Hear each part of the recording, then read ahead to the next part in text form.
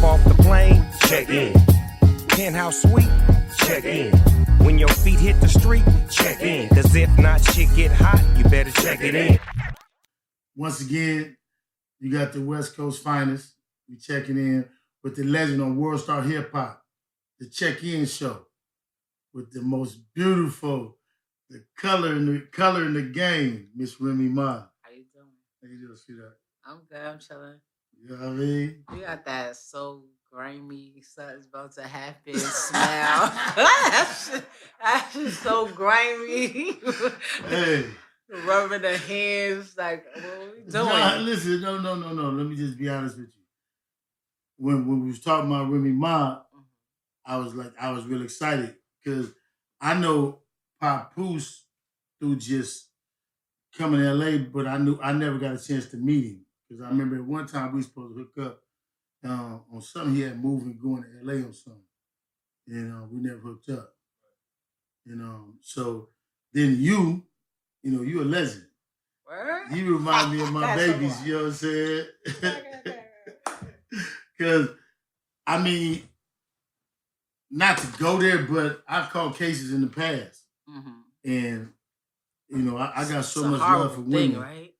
No, I got love for black women, and everybody know that. Mm-hmm. So, with you, it was like, oh, yeah, we got to hurry up and get her. Okay. Because I'm trying to do it on a different level. Like, I want to do interviews on a different level. We're trying to reach, Stephen A. Smith, Shaquille O'Neal. We dropping Shaquille O'Neal after this. So I'm reaching for a different level. Oh, that's dope. You know what I mean? As you should. Yeah. So, and then, me, I only get one shot. They gonna always make me the thug in the yard, so. I mean, they gonna make you that, or that's what it is? I ain't gonna apologize for being me. You know what I mean? I ain't gonna apologize for me, because I feel like everything I did, all the time I did, everything that made me me, all the mistakes, I've been shot 100 times, did a lot of things, but I read and I changed all that. So I ain't gonna apologize for me because that shit made me who I am. You know what I mean? Yeah. That's what I was trying to tell them. But now people, it's different when you a male or when you a guy. It's coming from a girl. Like they feel like you're supposed to be a mother. You're supposed to be feminine and comforting. And how dare you get arrested? How dare you catch a case? How dare you have a gun, a knife? How dare you hit somebody? Like it's different when it comes to women. So I can't really be on it how I want to be on it because it's just, I mean, not to the world. Let me say it like that. I totally disagree. Because of who you are. Right. You would disagree. Right. I disagree too. Right. But for most of society, they act like, they want that, but they really don't. You know what I'm saying?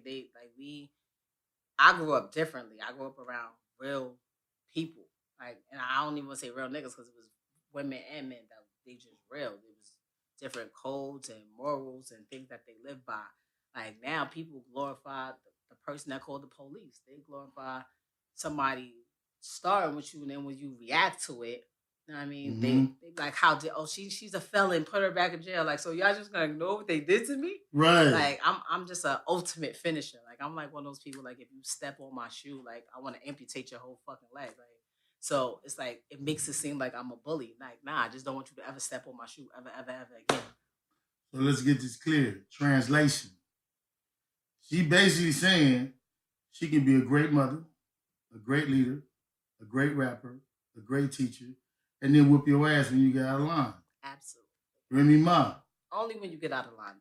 Only when you get out of line. I'm not gonna do nothing to nobody for no reason. Like, I don't like people. Like, people, there's a misconception. I hear a lot like, oh, she's a bully. One, because I'm not little. Like most women who are in the industry, like not even just the rap, mostly rappers, but all of them, they all 5 foot nothing. Mm-hmm. So when they see me and I come in, I'm 5'9.5". Like I have a big presence. God forbid I got shoes on. I'm like 6 feet, so I have a big presence.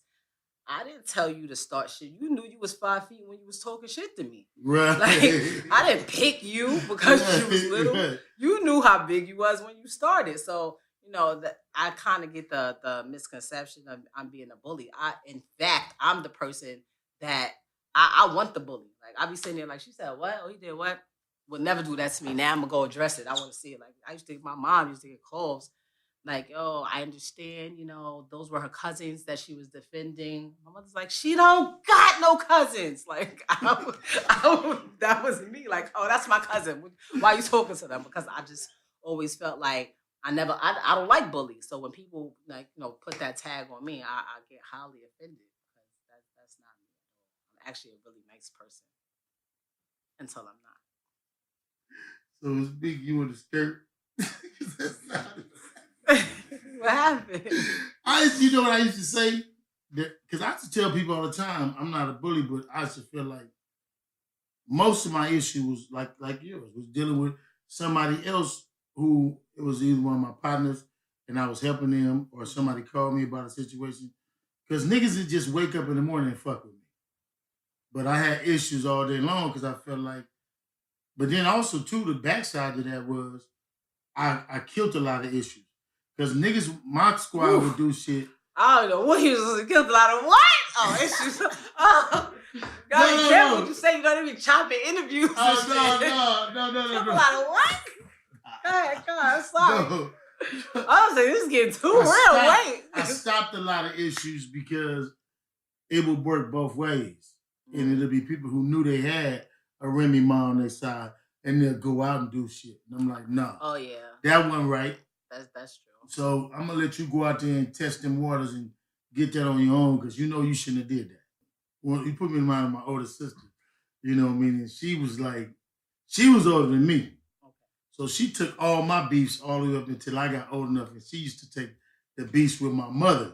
Because my mother, I was the only boy in the house with two sisters, and then they best friends. Oh, okay. So when I went to junior high school, I was squabbling. I hated the bitch word. I don't even call women bitches to this day. Because, really? Man, I don't do you gotta hang around me. I'll get you right out of that. Oh, shit. I don't It's like my favorite word. Like, what? I don't do 2 weeks, she'll be throwing, this little bitch. Like, I'm gonna tell you, it's so funny that you say that. I have the total opposite reaction to that word because, like, in my family, like, I come from a family of mostly women. My grandmother had 5 daughters.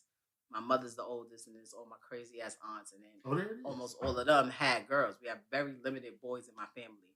But my grandmother, who she literally just passed away last week, rest in peace, my grandmother. But she is. I'm sorry to hear that. When I tell you, this lady's crazy though. Like she's this big. But her presence was so crazy. Her mouth was reckless. Like people tell me something like, yo, your mouth is reckless. You don't know what to say. I'm like, that's not my fault. Like this lady, like I was like 2. And you'll do something. She's like, come here, little bitch.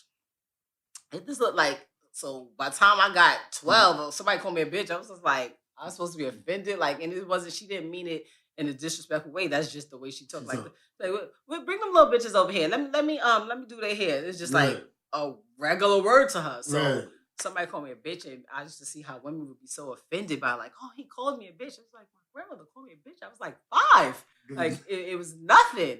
But this is the way that I grew up. Like she grew up, it was really no men around. And she was a single mom, and she had a bunch of daughters. So she had to play both roles, and she was little. So, the Napoleon complex, that's not just for men. Like women have it too. Mm. So she felt like she had to be, a little bit extra than everything else. And she very much was. So what was her name? Barbara. But they called the Black Diamond. They called it a little bit. They called a whole bunch of crazy stuff. But okay. So crazy. She was born here? She was born here, but her parents and stuff, which I recently found out, is from Barbados. So, yeah, she was born here. She lived in the Bronx. That's who I pretty much grew up under, my grandmother. Like, I was out running around doing what I wanted to do. Like, a lot of teenagers that didn't want to listen to their parents. But, I always went back home to my grandmother, who was in the Bronx, which is about 30 minutes from where we at right now. So it was a lot. So it was so like you said, you grew up with mostly women. Yeah, but they was mostly older than me. When it came to me specifically, my mom, I'm the oldest girl out of the grandkids. It's my brother, and it's me. And then I had a little brother. My rest of my aunts didn't have kids for long, so I was like always by myself with my little brother. I hated those girls that had families. It was like 5, 10 of them. Like I was the one always by myself. I didn't have any cousins until later on. That's why when I used to get into fights, I was like, yeah, that's my cousin. That's why it's like, Now it's crazy to me. I think it's weird when people be making fake relatives, like my cousin, my sister, my brother. Y'all really not related. I used to do it as a kid. When y'all grown, I just want y'all to know I look at y'all crazy when y'all grown. Same people as y'all brothers and y'all cousins. Y'all nuts. I was the opposite. It was 13 brothers. My mother had 13 brothers and sisters. Oh my gosh. And imagine, and it was only 3 girls. So it was 10 boys. So it's 1 million of us. And all of them are similar like you? All of us did martial arts. Oh all of us did martial arts. See, God knew that wouldn't have worked for me. If I'd have had 13 people to call on that was like me, I'd have been terrorizing the whole. What happened? Hold on. And that's what we did. we all grew up in the 60s. I never actually lived in the row 60s. Okay. I actually lived everywhere but my neighborhood. So I was fighting every single day, going to school fighting, coming from school fighting. I was going to elementary, in a blood elementary school, and they was like, crap.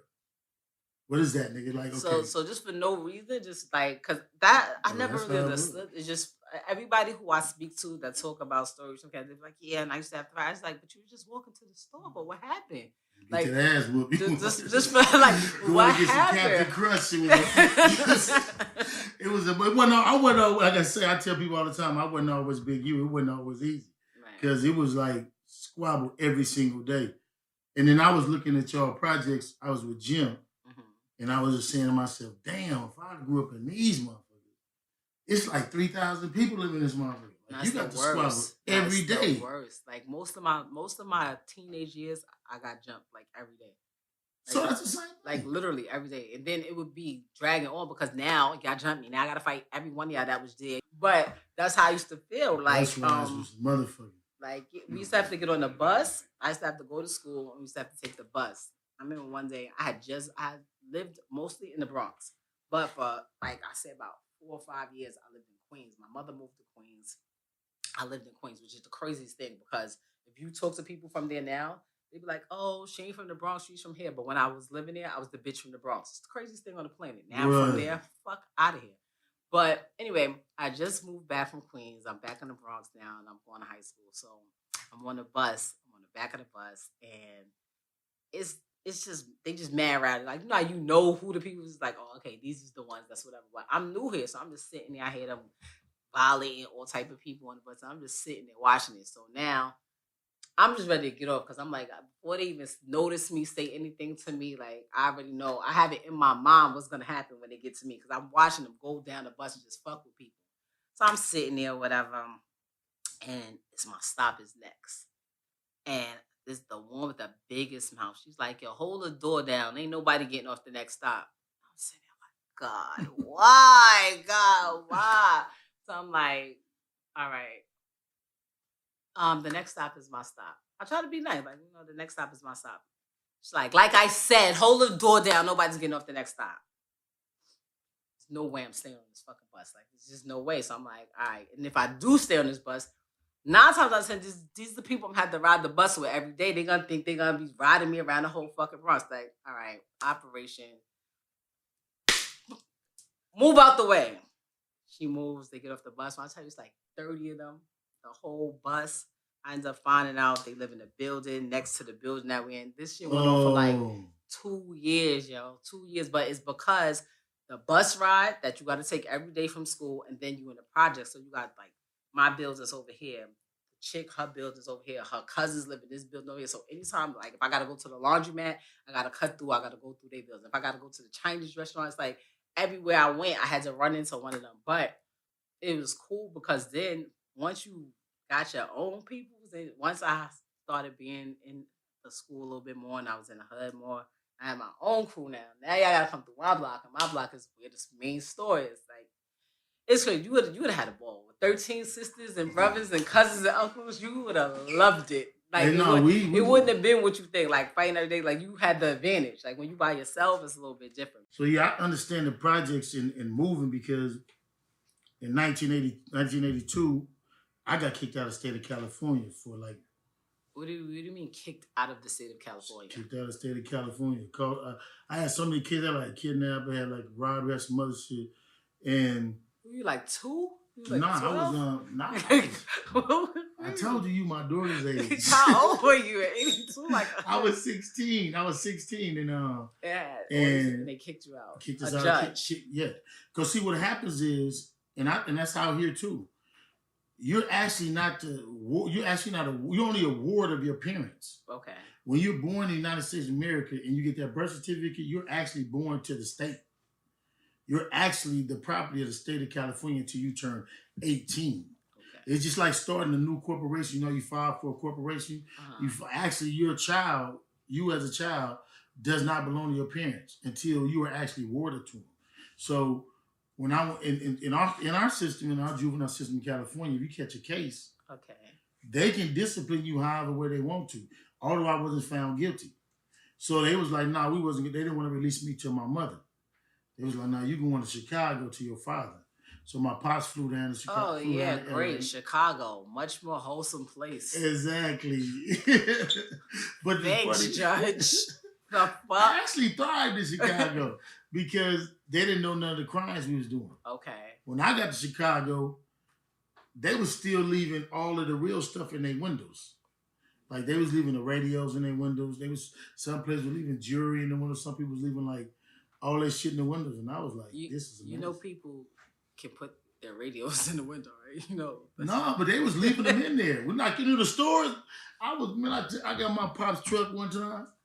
Me and my partners, and I put the chain to the truck to the bars. Through the store. Pour that shit off. Bash with the bricks. I'm like, I introduced them to a whole nother hustle because they was hustling, but it was certain things we was doing in LA that they weren't doing yet. They weren't even on the bashing yet. See, you had me. I was thinking something. So y'all just heard him say that, right? I actually thrived in Chicago. What? You was in Chicago doing the same shit? You was worse. Like, no, you're right. I thought you meant like I thrived in a good way. Like, yeah, I started going to school. I'm running in the windows and teaching them how we do it out in Cali. Pops didn't even make me go to school, man. It's only one. Pops a Christian now. Pops is straight. He's saved and all that, but then back then, Pops was like, nah. That was my first time ever seeing heroin and cocaine in Chicago, like sold in little packs because we was selling it differently. And I was just selling the little dime nickel packs. Mm-hmm. So I understood a lot. And I understood the gang culture out there too. Because I was first time introduced to the projects in Chicago. So when you was talking about your experiences, like with gangs it's different. I didn't see any of that here in New York. Like I guess I hear stories like when I talk to my father, he tells me about the different gangs that they had like in Brooklyn. He grew up in Brooklyn.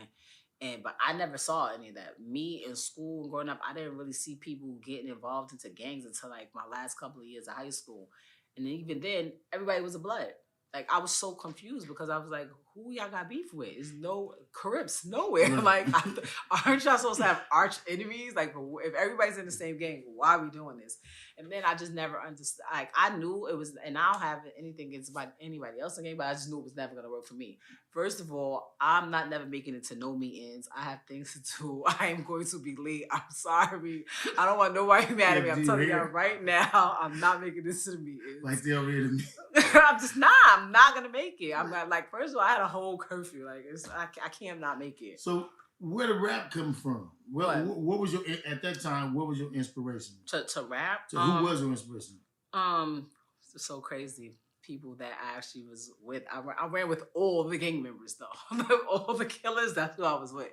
But I used to just write poems at first. And then when everybody started rapping, one day I took my book and I was just saying a poem that I actually wrote was a poem. And I said it as a rap, like to a beat. And everybody was like, oh, that shit crazy. And just from there, I started not writing so many poems and writing more rhymes. And the niggas that I used to hang with, it was so crazy. My brother had got locked up. First, my brother got locked up. And then when he got locked up, I started hanging with all his friends. And he's my older brother. My other brother older than me by like 7 years. But I started hanging with all his friends. They used to be like, yo, looking out for me because I was his little sister. But I just used to hang with them. And then when my brother got shot, and he was like, he was in the crib for a minute. Like, they were saying he couldn't walk. Like, it was crazy. Mm. And I was with them even more. So they used to come and get me and literally drive me around hopping out on niggas and battling people for money. Like they used to, oh, who nice over here? I come, they used to come get me and bring me over there. So that's what I used to do. You used to battle. Yeah, I used to just get out. Oh, what happened? I used to listen to whatever nigga. They used to think, oh, she a girl. I used to be sitting there listening to what they said. I used to be in my hair like, I'm about to cook this nigga. Like, guys to just be so hyped. When I was young. And it was even more crazy because I always looked younger than my age. So I looked even more. When I was 16, I looked like I was probably 12. So it was, I never thought to be like, yo, this is what I'm gonna do for a profession. Like I never ever thought that, like in my life. Like I never seen rap or music as a way that could be a lifestyle. Like obviously now it should change my whole life, my whole family life. Right. Like everybody that's even affiliated with me, like could get, I have the perks and I've reaped the benefits of me being in hip hop, but I never saw that. What female was on when you was on? Salt and Pepper. That's who was out then, and then obviously the Kims and Lauryn Hills and all that. But it was when I came in, I was able to meet them. I was still young, but they were still doing what they do. Eve, all of them. That's who was out. Eve, Kim, Missy Elliott. When I first like met Pun and Fat Joe, that's who was. How did you get some? I met Big Pun. Rest in peace. I met Big Pun, and he lived around the corner from my mom. One day I was coming home from school, and some guy that I was with knew a guy that knew Pun, and he's like, "Yo, what you doing over there?" I was just standing there while they was talking. He's like, "Yeah, I'm over here. I'm at Pun house." Like I always heard that Pun lived over there, like by my mom, but I never seen him. Like we used to see the cars outside or whatever, but I never saw him. And the kid that I was with, like, he's like, yo, for real, my friend, she rap. And he was like, word, like, yo, let me hear something. I'm like, no, the fuck out of here. Like, you told Pun that? No, it wasn't Pun. It was somebody that said he know Pun, but like, who the fuck are you? Like, just rap. I'm supposed to rap for you? No, it's not happening. So he's like, yo, I'll take you to Pun. Like, I was like, all right, cool, take me. So we went to Pun crib, and he really took me to Pun crib. And I was talking to them, and I was rapping and shit. He's like, yo, who writes your shit? And I was like, what? Like, I was so confused. Like, what do you mean who writes it? He's like, yo, like your brother, your boyfriend. I'm like, I write it. Like, I never even knew what a ghostwriter was. Like, when I got on, I started finding out, like, not just females, but there were men in the game that they don't write it. Somebody, I was like, are you fucking kidding me? Like, I was like, the people that I was finding out that had ghostwriters, like, I was heartbroken. Like, my heart was hurt. Like, I'm sitting here busting my brain trying to come up with the craziest shit to say. And y'all niggas just got somebody coming like, here, and say this. Like, so teaching them the cadence. I met him. And literally from that day, like, he was just calling me every day. Like, I come home from school, he'd be like, yo, come downstairs. I'm in front of your building. And take me to a fucking video shoot with him and J-Lo. Yo, come over here. I need you to braid my hair. Take me to the studio. Him and fucking, I remember one time he was in the studio, fucking Michael Jackson was upstairs, like, in the same studio that we was recording in. And then when I met Joe, it's so crazy because I kept hearing about Joe. But Joe wasn't around. Joe's the nice guy. Like, you know, we're too crazy for him. But I ended up, once I knew who everybody was, I realized why Joe seemed to be the nice guy, because Pun was absolutely, totally batshit crazy. So compared to Pun, yeah, Joe's the nice guy. But when Joe came, I was in there with Pun, and Pun was like, yeah, this is my girl rapper. Mind you, he was calling me everything but Remy. He tried to change my name like 20 times. He's like, yeah, it's my girl rapper, Colors. I was like, that's not my name, bro. Like, stop trying to introduce me as stuff. That's not my name. We'll go meet somebody else. It's my girl rapper, Punish Her.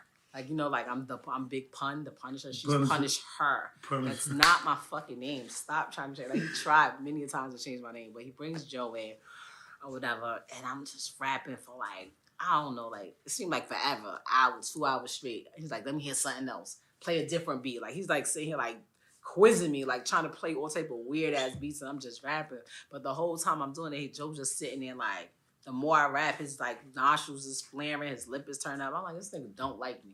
Now I don't like him either, because now why are you looking at me like that? I find out later, he's really just mad because Pump found me and not him.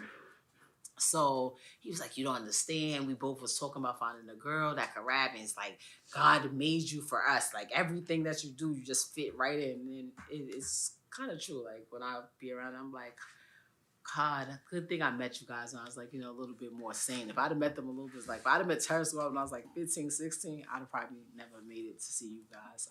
I was definitely something different.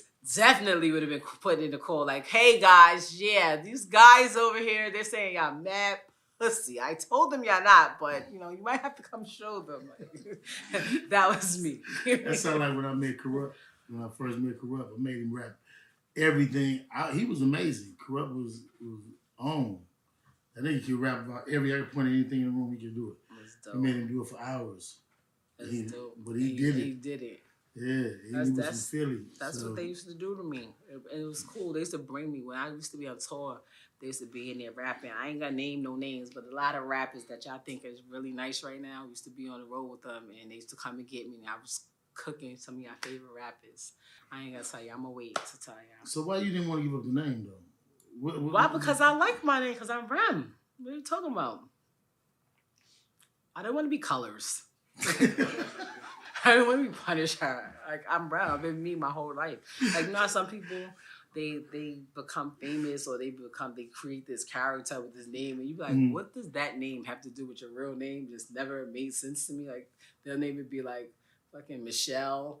And they'll be like, yeah, I'm MC Devastating, kill you on the block. I'm like, what? So like, did your mother and your grandmother get it when you was telling them you was about to sign? How that worked? Nah, they ain't know. They didn't want you to go to college, school, none of that. That had been out the window already. That was around. I was actually I was in high school. I was in high school when I met them. So I was in my 12th year. I was in my last year of high school, and Joe was about to go on tour. And I'm like, all right, I could go on tour, or I could stay here and go to school every day and wait for them to come back. I was like, yeah, I'll go to school next year.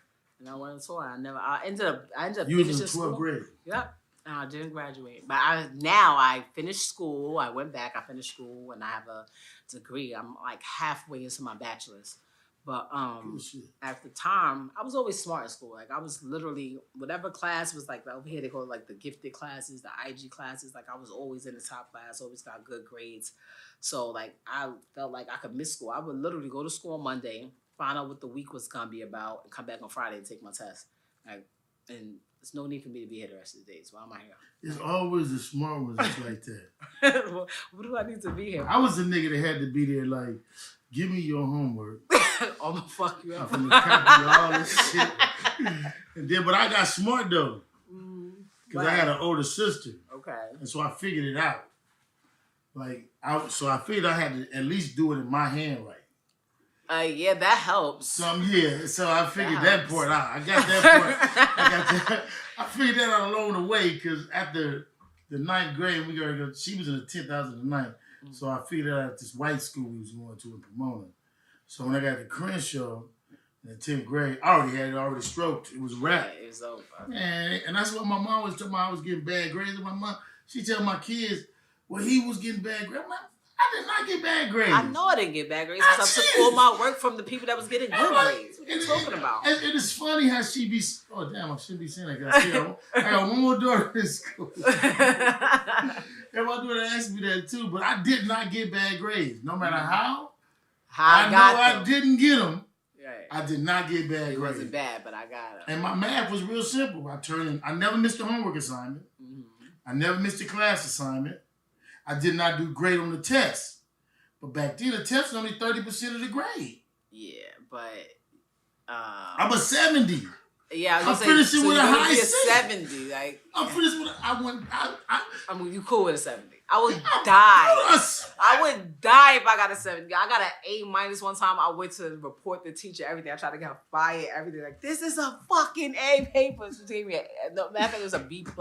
She switched. She's like, the most I can do is an A-. I want this bitch dead. Like, that's how I am about school. Like, my friends that know me, my family that know me, like, I'm a whole nerd. Like, I'm sitting there when I was locked up. I got into straight fights. You call any of my friends fights because I wanted to watch Jeopardy. Nobody wants to fucking watch Jeopardy. I know y'all want to because y'all fucking stupid. We're watching Jeopardy. That's what's happening. Do we want to go in the shower That's about why you it? can spit. Like, we're watching Jeopardy. Your brain working differently. And then y'all dummies, after this over, y'all can watch Wheel of Fortune. Go ahead. The Wheel of Fortune comes on for the people. Like, yeah. Right. We're going to come back to that. Yeah. Because we need to get you on the road. Because, I mean, it's different being like a spitter. Like, because some people can, like, right now we're not in the era of spitters. We in the era, like... Bullshit. I'm sorry. We're in the era of people who rap different rap styles. Yeah. You know, I tell my artists all the time, and I can't understand a word you just said. I'm okay with that though. It's cool. No. Like I have been able to figure out like how to do. I can do everything. Like when you really write, when your pen really go, you can tell me to write the stupidest shit. All right, that's what we are right now. All right, cool. Because my pen really go, but they know. They like nobody don't play with me. Like even guys, like people not gonna call me. I tell people they're like, yo, you need to get some features. No girl wants to be in a song with me, especially if she up. She don't want to be in she don't want Remy Ma on her song. You know what's gonna happen. And the same thing goes for guys. A guy don't want to call me to get on a song because he knows what's gonna happen. You know what's gonna happen. So it's cool. I'm alright with it. How does Remy Ma,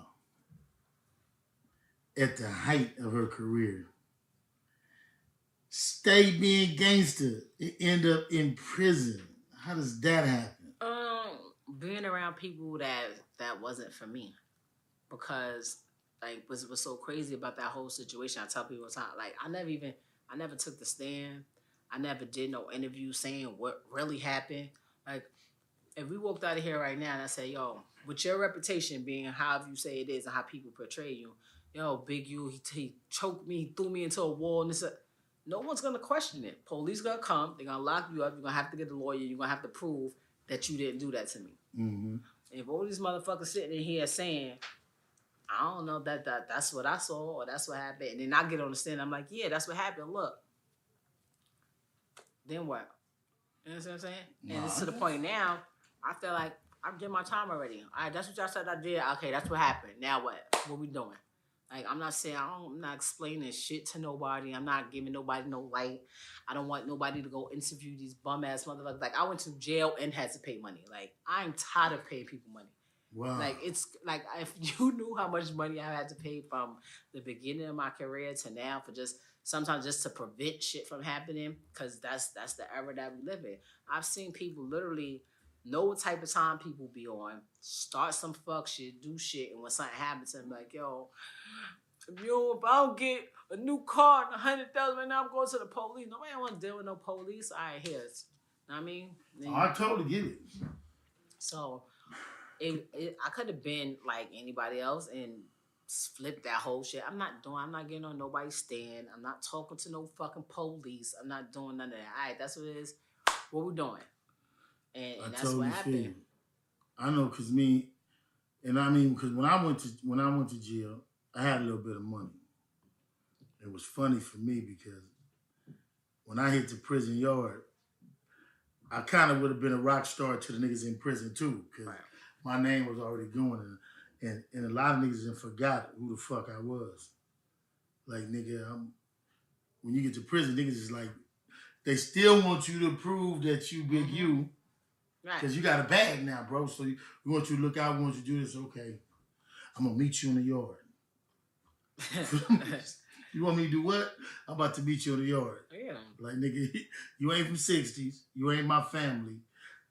And I don't join nothing else. I'm coming in. So what exactly are you talking about? So did that happen to you when you got there? It was different for me because I'm like, you know, a whole celebrity. They knew I was coming. Once they knew how much time I had, my charger, I was going to a max. There's only one max for females in New York, so everybody knew where I was going. And you had some people that fuck with me, and you know they made my shit a little bit smoother. But you had some people that they felt like, oh, you not special, you this. I'm gonna show you not special, but in turn, by them showing me I'm not special, they was trying to do shit to me that they wouldn't even do to nobody else. So I was like straight off the bus. I was still in intake. I ain't even get a cell, nothing yet. And I had an officer. She like, I need volunteers to sweep the corridor. So nobody volunteered. She like, at the time, like, I was in my maiden name. So she like, Smith, you do it. Who?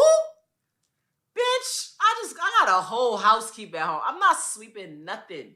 She's like, oh, are you disobeying a direct order? Oh my God. No, you gotta say favorite charge, disobeying a direct order.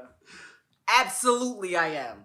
Bitch, you not going home today telling people that you made Remy Ma sweep the corridor, suck my dick, fill out the paperwork, close my door, keep locking, do what you want to do. Like, so from the beginning, like, I already seen what they was on. Like, they was trying to make me feel like less than what, like, and I used to have to tell people, like, nigga, this is not me. I don't give a fuck about this green outfit. I don't give a fuck about this DIN number. This is not my life. When I leave here, I'm going to live in a mansion. I'm going to drive nice cars. I'm going to have a bunch of money. And y'all bitches going to still be broke. Right. And I fucking told y'all. Now look. Because y'all didn't believe me. Y'all thought it was over. Now look. Still in that Honda. Carpooling to work. It's ridiculous. Tried to tell them. And I used to talk like that too. Like, because when you're in prison, what people don't say, it's a lot of people that are in prison that they don't got nobody. Right. Like people girl, people wives, people husband, they family, they kids, they leave them. Mm-hmm. They don't call them. Like, it's people, literally, I was in there with women that had 3-4 kids that lived 30 minutes away and nobody would bring their kids. They've been in there 15 years, they see the kids. Like, people forget about you. And when they think you don't got nobody, they treat you crazy. Like, the more they feel like people that don't get visits, don't get packages, they treat them crazy. Yeah, like, I was on a visit every day. Like, literally, my husband, my first year, my husband came to see me every single day. Every day, when you're in the max, you got to visit every day except for altars on the weekend. I'm there every day. God forbid I get a ticket. I get a ticket. So what's it? Hold on. What?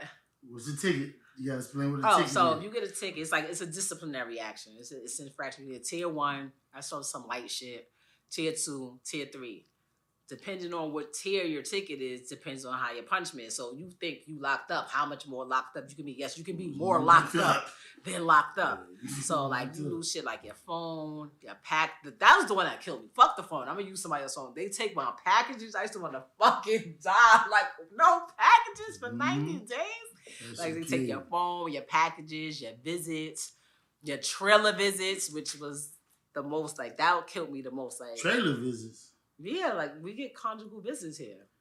In New York? Yeah. In a max, yeah. If you married, you get trailer visits. So how many days y'all get? Because we get trailer visits in California. For how long? You get 72 hours.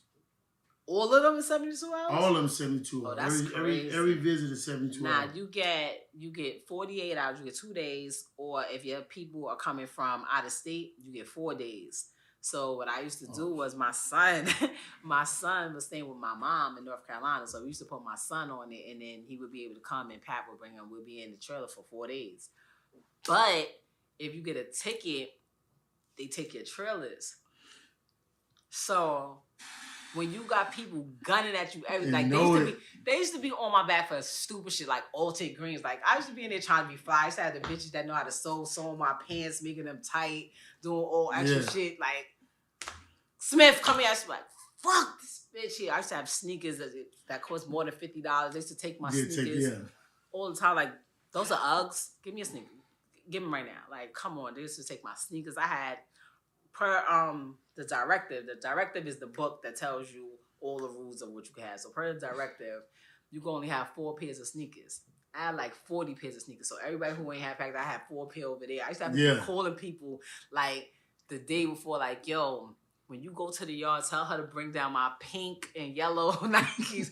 Bring them to the job. I need them for tomorrow. Like, it's crazy. When I left, though, I gave everybody everything. And the hate, I'm going to tell you how deep the hate was. When I left, I gave all my shit away, like, to people, not even to my friends, to people that, because most of my friends, we was, like, the ones that got everything. Like, they hated us. Like, but people who I know that didn't really get shit, whatever, I gave them all my shit. When I left, they did a big search and took everything that I gave away. Took it. It's foul, right? For no reason. That's fucked. Well, let me break this down to you. What y'all don't understand is the family visits. This the system where you get to get conjugal visits. You get to get conjugal visits every so many days. You guys was how many? Every 42 days. Every 42 days. But inside that 42 days, everybody else in the prison and the guards, counselors, teachers, and everybody know it's probably only 15 people in the whole unit that get family visits. And everybody know who they are. I was in that same situation. So niggas will know. We doing shit to you, right? No, you know my trailer coming. Bitch, why you on the phone and you know it's my time slot? And they know your shit, my nigga. They know it. You on the basketball court playing with other niggas is all tough. Because they know when you get within that 20 days, you don't want to do nothing. I can't go explain to Papoose that I fucked it off. Oh, no. Let me tell you what used to happen. So I used to feel so bad. Because when you get in trouble, they sit you in a different... You don't sit with population. When you're on a regular visit, you sit with everybody. When you're in SHU, which is special housing, or you keep locked, they put you in another section. So I used to see him walking in all happy, knowing that we got like 12 days left. And walking that way and don't even see me sitting in this. Like, excuse me, she's over there. He used to turn and look at somebody. So let me tell you what happened, right? So this bitch used to be like, why, babe? Why? Like, I used to feel so bad. But what I used to do, let me tell you how I used to fuck them up.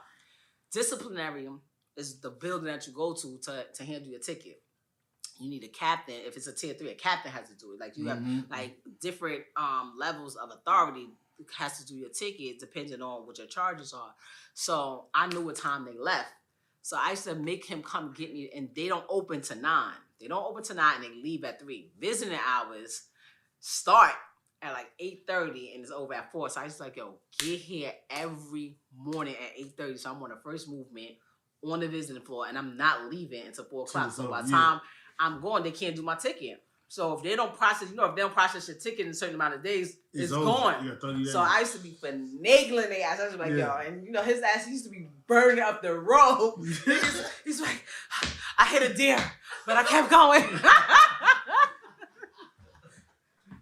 So I used to have to do what I did. But I used to get in trouble a lot, but it was crazy because it was people used to really be like testing me. Like I used to tell them, like, I'm not just a regular rapper. Like, even when I first got there, people was like so nice that I would go on my cell and like it's like this much space under the door. So you could slide shit under. It'd be like all type of fucking bitch that worked in the laundry. It'd give me bleach, fucking the stay shop. She giving me extra, they stay clothes, but they have different ones. You got something that got the zipper, something that's pull up. So like I have all the flavor shit.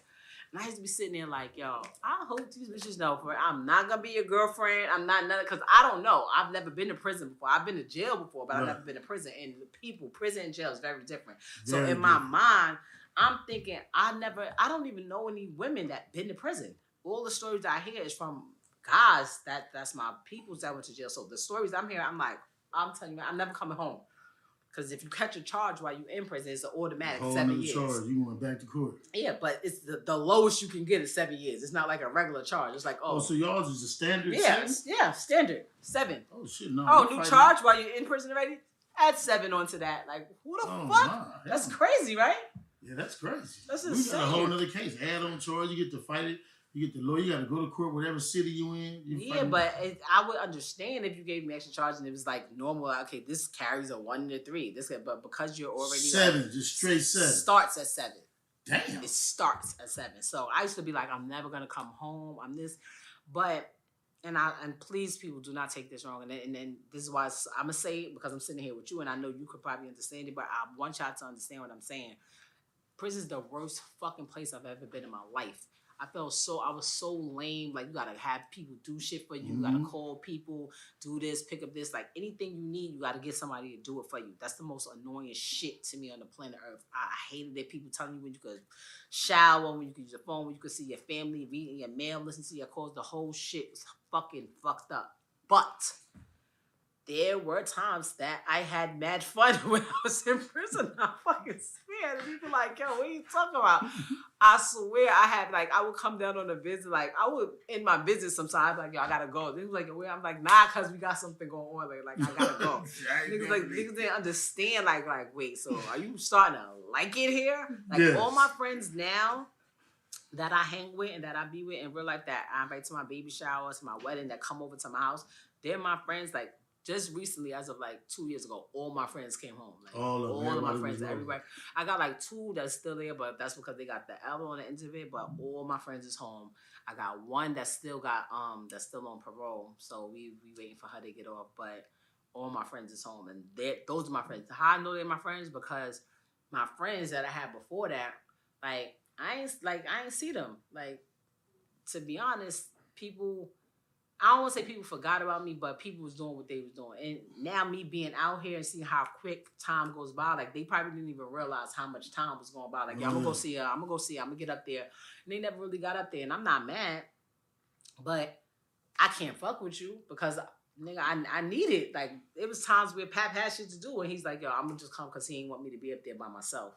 So these motherfuckers who's my friends, who I call my friends that I met in prison, like, these are people that I know when I was locked, they was fucking using their phones, putting numbers, going to the guys, getting numbers put on so they could call my family, sneaking food to me. Like, I'm saying that they ain't do that because I was Remy Ma. They ain't do that because, I was this rapper. I was saying that they was just my people. Henley gonna take a case for you so you can get to that family visit. Right. See that. Some like, right. Look, hold on, I got this. Right. Hold on, I got this. It was definitely times where we did shit. Like, it was so crazy. Recently, I had a birthday party.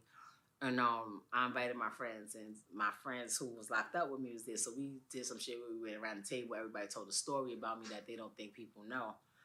And they was telling stories about when we was away. And one of my friends, bitch, I should have never even let her talk because she knows who. She was like my friend like this, my whole bit. She did my whole time with me. And she was telling about this fight we had and how we went to the box. I was in shoe, and we all got in trouble. I was like, it was really my fault. So I was like, I took the charge for everything. I let her go out. The whole jail was saying like, yo, because she was the main troublemaker. The whole jail was like, yo, she got Remy in a box. That's crazy, whatever. But in all actuality, I started the whole thing. It was these 2 girls. I was tired of them. They was getting on my nerves. It's like 5 a.m. I thought we had a cool officer because he was acting like he was cool. He was cool, but he bitched out at the end. I'm like, yo, we got the cool officer. Yo, this bitch is in the shower right now. Let's go. We in the shower, did whatever we did. This nigga fucking gets scared. He pulls the pin. When you pull the pin, that means all the fucking officers gonna come. So he pulls the pin at 5-something in the morning. We ended up going to the box. It was crazy. And I had to stick to my story. I'm not gonna tell him the truth. I'm not telling Pat what really happened. Right. Like, why I'm gonna be in here for the next fucking 6 months. So I had to stick to my story. Like, who knows? I'm on the phone something, so I don't know who's listening, but I never got around to telling him what really happened. So when we at the dinner, he turned to me, he said, are you fucking kidding me? That's what really happened. I'm just like, you know what? I did some questionable shit. Okay? I may lie, but like I said, I met some really great friends in prison. Right. That's how I went to college when I was in prison. Started at school. I got my first degree. Yep. And I just, I learned a lot about myself while I was in there. Like, you got fucking a lot of time. People think you have time. Like, oh, she should have all these rhymes. Like, you're not that creative. Like, your brain is somewhere else. You're not thinking about making good music while you're in prison. It's just your environment is fucked up. But, I learned a lot while I was in there. Which I know, because when I came out, my business mind was on a different level. Oh, yeah. And I know for you, being able to have it, and now you sitting down, you just thinking, let the people know, like, how your mind go. Like, I need real estate, I need this, I need that. Mm-hmm. I ain't fucking on no cars. I ain't fucking on, how do you know that? Who told you that? So y'all told him that? You talking about business? Like, guys, that's how I be. Yeah. Like, when you be away and you spend hundreds of thousands on fucking lawyers, and your income is not the same as it is when you're in the street. So whatever money you got is what you got, and whatever you got coming in, however you get it coming in, that's what it is. It's not the same as when you're moving around. So when I came home, like, I wasn't up when I came home. I was in jail for almost 7 years. I was not up. And I was like, yo, when I get it this time, I'm never, like, ever gonna be, like, even close to needing anything again. So, like, Pap tells me, he's like, yo, you're so fucking cheap. You're fucking rich. Why are you cheap? I mean, like, I'm not rich. I told him I'm not rich. No, I'm not fucking rich. But I think differently. I'm not doing, like, you know how much shit I had? When I came home, this man saved everything that I had. Like, every shoe, every T-shirt, everything. When I came home, I seen how much bullshit I had, just clothes and pop shit that wasn't really worth shit. I was like, I'm never doing that again. Right. Now, I buy a bunch of property. I start businesses. Like, even when it comes to this rap shit, people like, oh, when is the album coming? Was this? Like, the album's coming, but I'm doing whatever's gonna get me the bag right then. Like, I'm not rolling the dice playing with this no more. I'm not 25 years old no more. You understand what I'm saying? And it's just like, you have a different mind state. Right. When you've had everything taken away from you. I tell people all the time, I wasn't in there wishing I could be in a fucking studio. I wasn't in there wishing that I could fucking I was in there wishing I could fucking be at my son's graduation. Real talk. I was in there wishing that I could fucking help my mom when she was going through some shit and couldn't nobody fucking help her. So that's how I think about shit. All that shit with people be saying little dumbass comments like just fucking talking because they have lips or posting because they got thumbs. I don't give a fuck about none of that shit. That shit means nothing to me. And that's just a growth, because when you came home, I know your conversation was over here, and everybody else was right here. Yeah, they crazy. You know, it's like, and the crazy thing is, I know you feel like it ain't even over yet. I just got started. I literally just got off of parole. They made sure, like, when people understand, it was like, oh, she came home. She's just like, my hands was tied. I couldn't do nothing. I had 5 years post-release supervision. That's crazy. Like, and they made me do every day. They made me do 4. Somebody got slapped. They ended up with a black eye. They put a fucking ankle bracelet on me quick. You know what I'm saying? I had a curfew my whole 5 years. I couldn't leave my house before 8 o'clock. I had to be home before 8. My whole 5 years. I mean, say it again. I don't think they got that. The whole 5 years after I came home, I could not leave out my house before 8 a.m. and I had to be in my house before 8 p.m. If I was out, I had permission. If somebody called me right now, I was like, yo, I got $200,000 for you right now. Could you come and perform? I couldn't even take the money. I had to call my PO first and be like, yo, can I do this show? And it was up to their discretion if they wanted to be an asshole or not. Right. Where are you staying? Who are you going with? Who's this people? Did they make you check in with the police department? Shit. No, I had because I had a gun charge, I had 2 paroles really. I had the one that I had to go to for my case, and then I had to go to the gun violence, gun offender parole. Is shit that just craziness, just absolute craziness. And then it became a point where people was like having fun with it. Like, I went to a fucking All-Star one time. I ain't have no permission to go, but these niggas want me to perform at All-Star weekend. I'll deal with the repercussions when I get back. I got no plane, I went. I know for a fact somebody had to call it in. I was just upset because I'm like, you got fucking parolees that's out here committing new crimes, doing drugs, whatever, just fucked up. You turned on your TV and saw me performing at All-Star Weekend, and the first thing that crossed your mind was like, did she get permission to go down there? You a fucking hater. Like, yo, what the fuck is wrong with you? Like, nigga, I'm out here trying to do better with my fucking life. And it was just like everything I was doing, they was just trying to block. I eventually ended up with somebody who was my parole officer and like understood what my job was and how shit needed to be processed faster. And it was cool, but it was like people that wouldn't even normally be involved with a regular parolee's caseload was all my shit. Like, I had to get permission from the fucking district fucking supervisor. Like, bitch, why? Right. Mind you, this same bitch, before I came home, yeah, bitch. I said, bitch, you can't do nothing to me now. You suck my whole dick. Sorry, I had to get that out. Before I came home, she sat down with my husband, right? And my husband was telling her, like, yo, she gonna come home, you know, and we're gonna do this. Just pretty much telling her the whole game plan, because we had a game plan of what I was gonna do when I come home. She gonna look at my husband and gonna say, how you know she gonna come home and even want to be with you? Neighborhood. Like, right. Like, shots fired. Like, she was just like, and we don't know what's going on with that. And who are you? Like, and I think it was my attorney. And who are you? And why are you being, like, she was just so nasty. And the shit that pissed me off the most about it, it was always people that look like me. Mm-hmm. Oh, they're the hardest one. Anytime that I got any type of break or anything, it was from them other people. The ones that look like me, and I felt like that I know you got somebody in your family that's probably locked up or went through something, was being the want a hard dick every situation for no reason. But now I'm good. Now I'm on for roll. Now you home. Now I be chilling. The music is going. Music good. Family good. I'm doing fucking movies. I just did my first movie. It's called Big 50. It's based on Delronza Hood. She was like a big time everything from Detroit. So I played her in the movie. Whoa, you got a lead role? Yeah, I'm number 1 on the call sheet. Whoa, they don't know how that feels. I did my first one, right? Yeah. I was number 9. I was number 1 on the call sheet. Because I managed Veen. I used to manage Veen. I managed Veen for like 7, 8 years. Mm-hmm. And well, that's number 1. You don't hear no even touch the door now. Nah. Was he with you? Nah, he came to set like twice. You weren't there? He came like twice. Oh, that shit is amazing. That's living better than a rapper.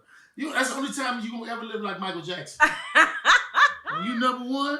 How many days did you shoot? About a month. It's about a month. About a month? Oh, you did a month straight. We went straight through. Oh, don't even touch. Look, you get up in the morning, somebody calling you, you have a nice sleep. Makeup is gonna be at such and such. The driver's picking you up. They had me, my nigga. I'm 300 pounds. I'm up in the morning doing push-ups, working out. They like, hey, Mr. U, we're coming here. So I told me we'd open the door already open. I'm like, this, the killers is here. The motherfucking door is opening. I'm in New Mexico, man. I'm like, hold on, nigga. They don't even know. I'm like, damn, but that shit is beautiful though. I'm like, man, I can do this acting shit. I love it. It's so much fun. I be telling you, like, it's the you know, I'm done. It's like music. I love music. Music is always gonna be my first love. It's the stepping stone that allowed me to change my life. Like I know I would have had a very, very, very different life had it not been for music. But because of that, I've been able to do things like acting, and that voiceover money is ridiculous. Like people who was talking about how my voice is like, my voiceover checks are extremely pleasant. I love them so much. I just get to do so many things. I get to travel. I get to show my children a different life, like things that was never afforded to me, and I never even dreamed of doing because of music. So that's always going to be my first love. But acting, I loved it. It was so fun. It's something that is on my list of things to do in the future. And yeah. How big a reach was it? Did you have to change your voice? Was she like you? She's like me. What's so crazy is she's from Detroit. So I was looking up all these different things and looking at people who from Detroit and how they say certain stuff. I'm listening to all the Big Sean albums I got. I'm watching Cash Doll, but she doesn't talk like that. She kind of talks like me, but I think it's because she did a lot of time and she was in the feds. So when you're in the feds, they move you around and you don't stay where you're from. So when she talks, she doesn't talk like she from Detroit. She has a couple of words here and there that might hit home, but for the most part, she don't. But she was like, she had she was not pimping. She had she was a madam. She was selling drugs. She was a distributor to a lot of big people in the Detroit area. I don't want to drop no names, but she was. Did you age with it too? Was it? Nah, I was just her when she was younger. She started out, I think, when she was probably 5 or 7, so they had kids playing her. By the time I went from when she was about 20 until like early 30s, so that's the role that I played. She's now, I think she's in her 50s now, but it was so dope. Oh, she's still living. She's still living, and she's not in jail, and she fly as fuck. Yeah. Every time she step on the set, bitch got the flyest bag, the fucking fur, hair done, makeup done. Like she's fly. Like she ain't one of those people that had it and then she broke it, fucked up. Like she good, and she was on set. So anytime where like I wasn't really sure about how she would say something or how something would be, at first it was nervous. I'm like, imagine. I couldn't imagine how the guy that's playing Big U in the movie, you sitting there watching him. Like, I couldn't imagine the pressure he would be under. But look at just think about it. Yeah. Just think what have to be. Come here. First of all, I don't stand like that. Yeah.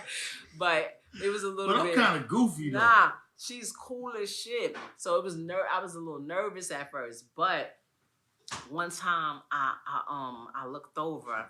And it was a scene that we was doing that had to do with her son. And it showed how like, you know, when you're young and you're in the streets, you're trying to get money. You don't think about how it's affecting your kids, your absence. All you think is like, yo, you got clothes, you got food, you got the latest toys, the latest this. You don't need nothing because that's the shit that we wanted growing up. Not realizing your absence. So it was like, it was a scene that like kind of played on that. And I wasn't really sure if I was doing it justice. So I went and I was going to go talk to her and look. And she was sitting in her director's chair to the side. She was crying. And I was just like, okay, I guess I'm doing a good job. Like I went back, like it was so real that like she felt it. I didn't even want to talk to her. I was like, she's like, yo, you're doing a great job. Like when I went to the movie premiere, I seen her grandkids, and her 2 grandsons walked up to me and said, "You played my grandma so good. You act just like my grandma." I was like, okay, like that to me, like what's the name of it again? Big 50, the Delron's a Hood story. Go check that one out. Yeah. That's crazy, because guess what? One day you're going to be looking at somebody playing you. Nah. Yes, you are. I'm gonna be me. I'm gonna look 22 forever. I'm playing myself. I don't think they ain't invented the chick that could play Remy Ma yet. Hey, but now let's come on now, because see, your generation, these niggas is walking around with beehives and old matted shit. Like, it was it's crazy. Looking like eraser heads. Dreads, but then I done seen some niggas with some shit that look like it's just dirty. Yeah, and but it's going over like here. right now, definitely like that's the wave. The I'm dirty look. I've noticed that. Like that's not me. I'm just saying I don't have anything against Jerry curls. I just didn't want them when I was 5 years old. That's all. When I look at my pictures, I'm like, my mom's was really wilding. Like my mom is probably your age. I'm probably older than her. I'm 54. Nah, my mom is a little bit older. Oh, okay. My mom's a little bit older. But she was literally, she did it to me. She did it to my brother. She did it to you. She did. My dad had them. Like that was the wave. That during the 80s, exactly. Jerry curls was the wave. But I'm just saying, like you know how much we was paying for them things? It was expensive at that. Yeah, it was like 30, and then when they first came out, like 60 to 100. Nah, that's crazy. It lasts you for like good 90 days until they get that new growth you put in there. You know what I'm saying? Then they came with the good friend Earl, turn your hair, turn your shit red. So what people did with their Jerry curls when they got locked up in prison? I was fucked up. You learned how to braid your hair. That's when I learned how to braid my own hair, because that shit was gone. You have like new growth, your shit at the end be curly. At the end of shit, it should be curly. Your shit be all natural hair at the end. Yeah, you know how to braid. Can't wait till that shit go. Got you. And every time you're ready to start trial, guess what you have to do? Cut it all the way off. Yeah. And every time. So 4800 was a mug. So you cut it off because your lawyer be like, it give you a better chance if you cut it off. Yup. Right. Every time I came. But that was a lie. Do you feel like? No, it wasn't. Nah, that wasn't. No, I think it was too. Do you feel like you got any leniency because of your hairdo? No leniency. You just told me they gave him 56 years and kicked him out of the state of California. Right. Didn't help. I might as well wear that. 2 months less for the Jerry curls. Trust me. Every time I went to court, I looked like a bus driver. Like, hi man, I help you. You not filming them? Nah. We the voice of dog. We ain't supposed to be. Nah, for real though, I'm with her. That shit did not work. Cause the crazy thing is, when the DA got to talking about me, that nigga talked about me so bad. Crazy, I wanted to find me guilty. I wasn't even there for no murder. I'm in this over with selling drugs. I'm fighting a drug case. Nobody hurt. My only kid that was on the police officer, I pistol whipped him. And that was it. I had nothing else, dog. I'm like, it's no violence, no only gun they said, because I pistol whipped him. It was nothing else. But I wanted to find me guilty. Because it's talking so crazy. Tell my man to talk about you. They do. I felt like when I blew trial, I was so mad because I wish I'd have just did everything I wanted to do. Mm-hmm. If I knew this how y'all was gonna do me dirty, I should have just came here and told you, I invited y'all all to the Frank stand. You could suck my dick. You could suck my dick. Yeah, I should have just did that because that's how they was talking. Like I caught the judge used to be in there like this. 8 to what? 8 8 for one charge, 8 for another charge, 1 to 3 for another charge, and 4 for another. Like, just stupid shit. Okay, so if you would have did all that, you would have caught the 26 piece to the guards. At that moment, You, it sounds better than that. At that moment, though.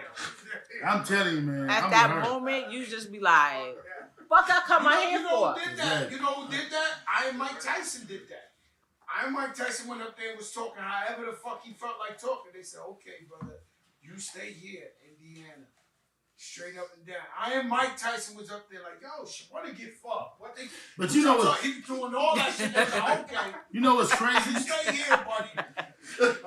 Let's talk about the system for a second, because I learned to fight that motherfucker. I learned to fight it. The system is set up. They say you're innocent until proven guilty. Lies. But that's bullshit. You're guilty. You're guilty guilty walking in, and you have to figure out a way to prove to them that you're innocent. Well, like this, and if you innocent, don't, you're really innocent. Like you're double innocent. But if you prove yourself innocent, you're triple innocent. Like you're just innocent. How the court system is set up around this nation, the district attorney goes first. That means he puts on everything fucked up about you. Right. Then you go and you try to clean up all the bullshit this nigga said about you. And then guess what happens?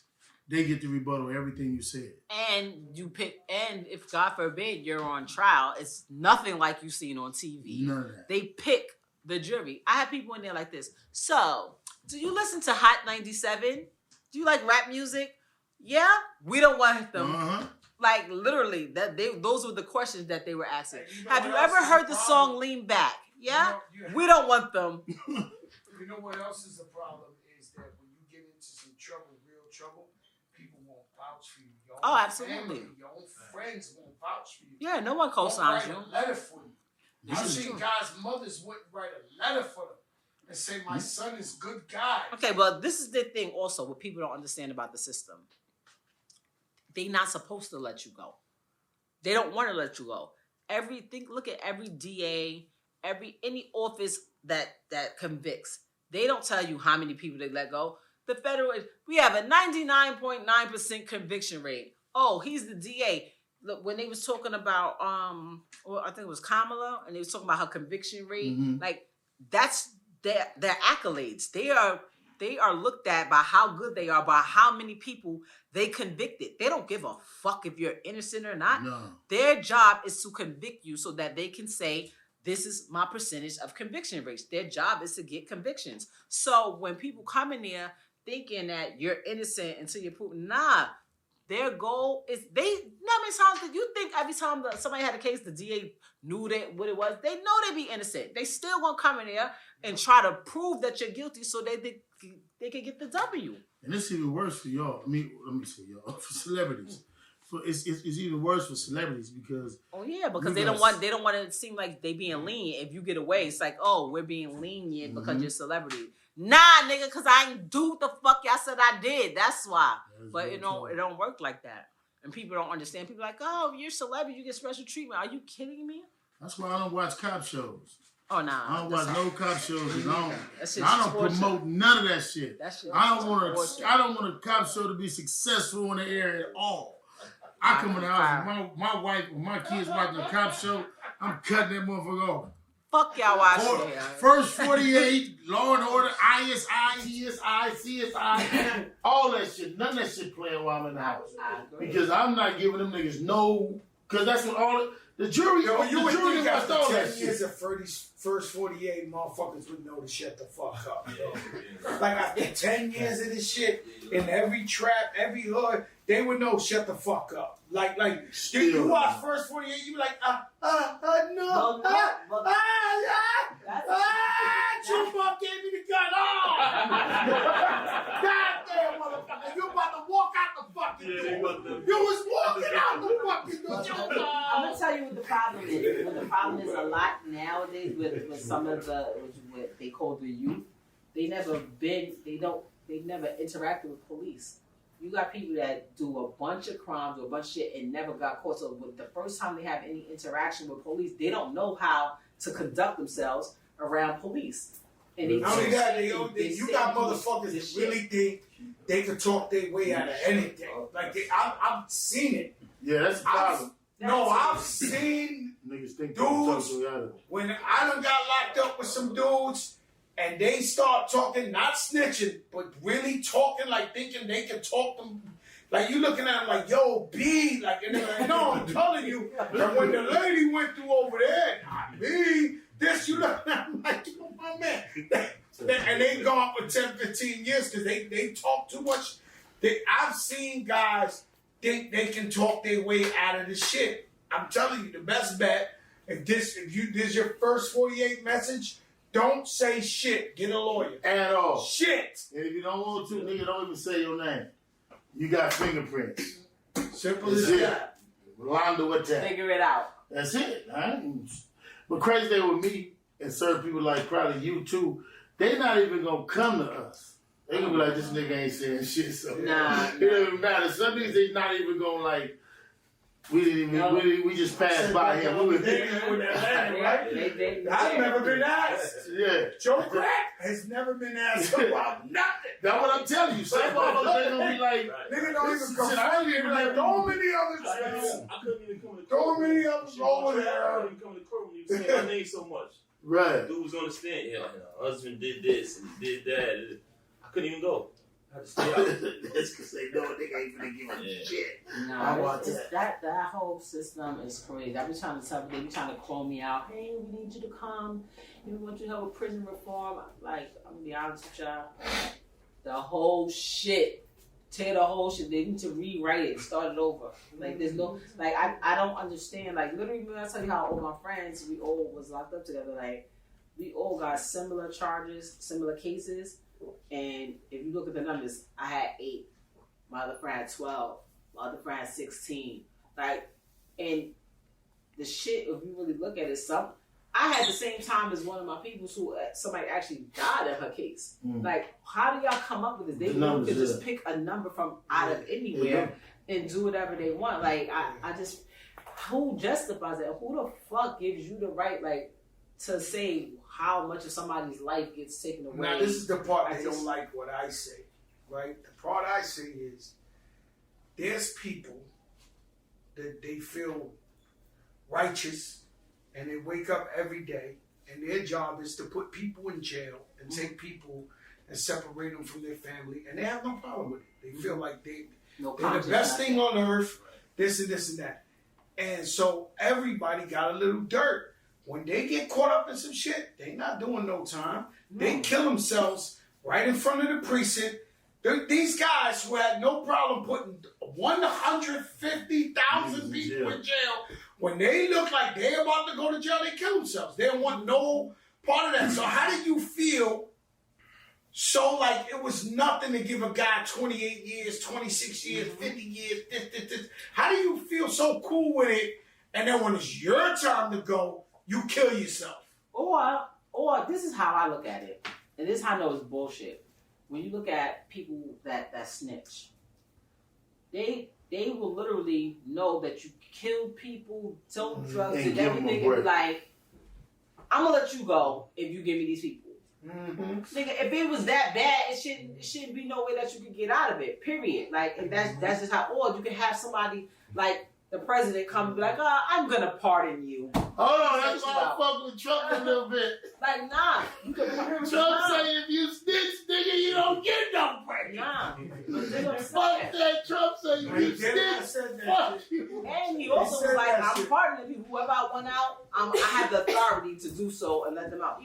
Or you can write to the governor and get clemency. You know how many people I seen writing for clemency and never got it until like just recent years where like people heard like, oh, so-and-so, she got her clemency and was coming home. Like, the governor has the power to be like, okay. They didn't have that and shit. Yeah, but they don't use it. They don't actually, they don't use it for people we know. Put it like that. So I say, with all of that being said, none of that shit don't mean nothing because there's always some loophole or some type of tool that you can use to override it. That shit is bullshit to me. Like, I just can't get with it. Especially when niggas took the rest of my little bit of 20s, fucking bastards. Hey, but right now though, She finna kill a game though. I mean, I'm good. I mean, cause it's over. It's absolutely. Hey, when it's Never said and again. done, the next 8, the next 7, she gonna own 100 pieces of property. She gonna be enacted in 5 more movies. I'm gonna be in them too. Eat pepper.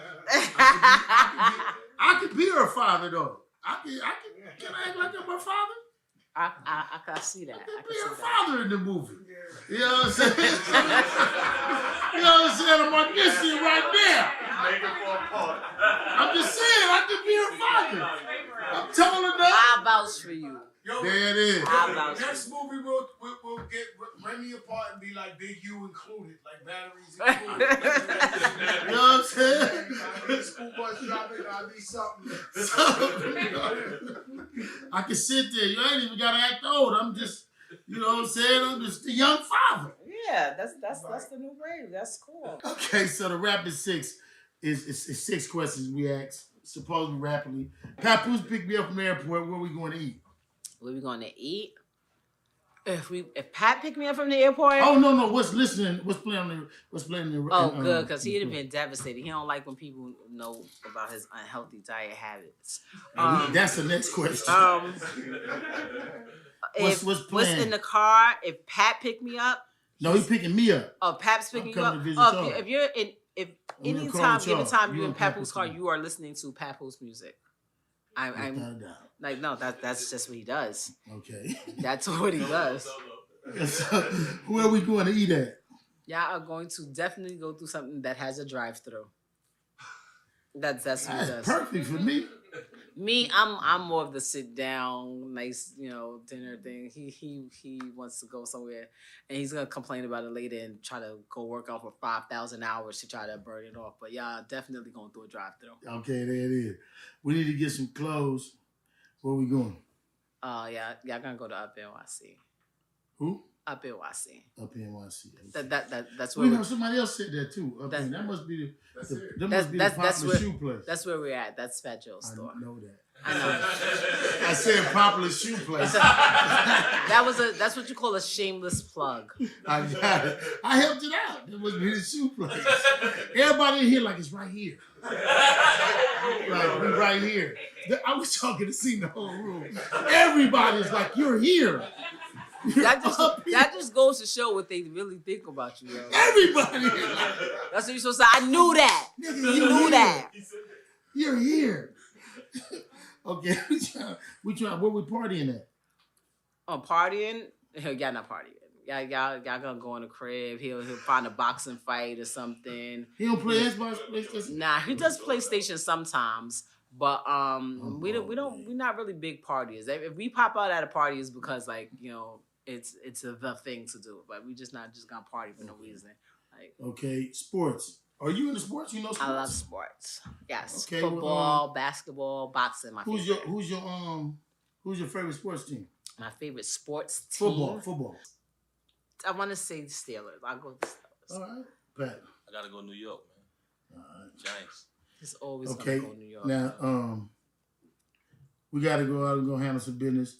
Who were 2 people y'all gonna leave me with? Y'all 2 gotta go out. Y'all say, Big U, these are 2 gonna take care of you while we gone. We leave you with Joe. You go with Joe. Okay. You're in great hands. I'm gonna leave you with Joe. All right, now he go to Adam. Before we get to the Grandocious, I gotta know, name your top 5 NBA players. Oh, that's easy. Michael Jordan, off the rip. LeBron James, Magic Johnson, Allen Houston, and I'm gonna say for my last one, 'cause that's 4. I'm gonna go with Kobe. Kobe motherfucking Bryant, man. Okay, that's now why I let love me get your 5. Kobe Bryant. My 5: Jordan, Kobe. I don't give a fuck what nobody say. Steph is going in there. Steph Curry is going in there. Like he does some amazing shit that literally just fucking blows my mind. Period. Shaquille O'Neal. Shaq. Oh, you gotta put Shaq in. Shaq is different. Nah, that's my guy. And AI, Allen Iverson. My team will whoop somebody's ass. You crazy. Y'all crazy. Y'all crazy. Hey, that's a thorough squad. That's a thorough squad. All right.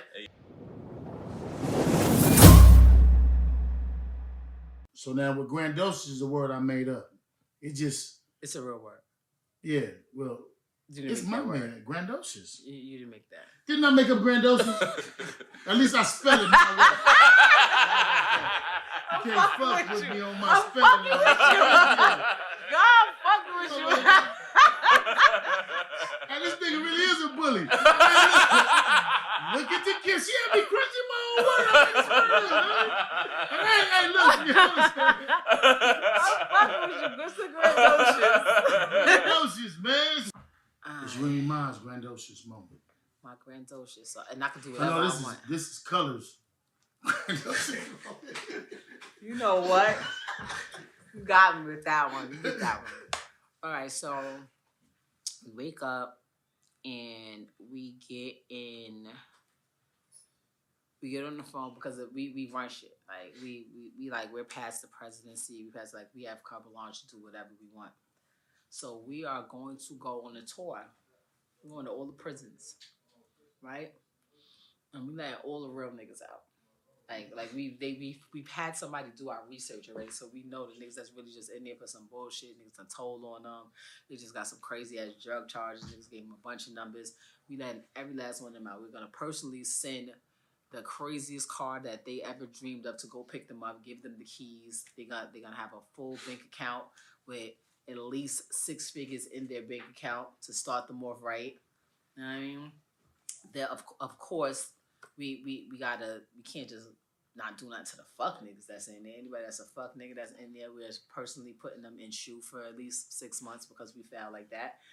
Sit down, think about why you wasn't let out because you're not a real nigga. We're letting them out. After we let all those people out, now we got some more real niggas in the world because not a lot of us. Most of them they're dead or in jail. So now we got more real niggas in the world. Right. So we already changed the landscape of the way the world works. Like this, exactly. We're not out here by ourselves. There's a bunch of wolves running around. So now, after we did that, we could go and go to our own private island because we have our own private island. It's called Real Nigga Island. We go to Real Nigga Island, and on Real Nigga Island, we have the best chefs. We got the best weed. You smoke? I don't smoke. I don't do drugs. Hold on, I'm gonna do mine over. You want to do your grandiose? Check. Hey, nah. Hold on. Real quick. You can come to Real Nigga Island too. What's the problem? Real quick. Check it out. I was outside chilling in my house. It was nighttime, so the sun was out. I drank my food and ate my water in the middle of the block, standing on the corner. 2 non-violent dudes started to fight. He reached in his pocket and shot him with a knife. The man in the wheelchair started to run. You couldn't even hear it. It was so damn loud. The cat started barking. The dog said meow. Uh-oh, somebody must have called the cops. I guess the deaf man must have heard the shots. If you don't believe me, my story's true. Ask the blind man. He saw it too. So then we're going to call the construction workers, right? We're going to build a sign that says Papoose is not allowed on Real Nigga Island.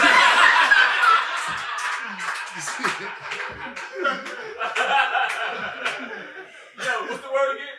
Grandiose. Yo, grandiose. We're officially banned from Real Nigga Island. Banned. On Real Nigga Island, every night we got the craziest performance. Dead or alive, we can get them. Like right. Literally, that's how ill we are. We can literally bring people back from the dead to come perform for us. So, we got Mike Jackson. Yeah, we got Michael Jackson, we got Whitney Houston, we got Prince. Pop, we got Big, we got Prince, we got anybody you name. Like the other night on Real Nigga Island, Luther came out. Nigga killed it. It was amazing, amazing. Oh, that's so and then eventually our plan is to expand from Real Nigga Island to Real Nigga World, and then there's no fuck niggas left. Like we build prisons for only fuck niggas. Only. I think life would be so much better like that. Can't wait to see Nip. Awesome. Hey, look, I love you. Thank you. Had a great time with y'all. Hey, look here. We on one thing in the world is checking in, and this is with the real hustlers. You're not getting on if you're a bitch nigga, so it don't even matter. Yeah, this is the first of this real nigga show. What happened? Exactly. We ain't interviewing you. No fuck niggas allowed.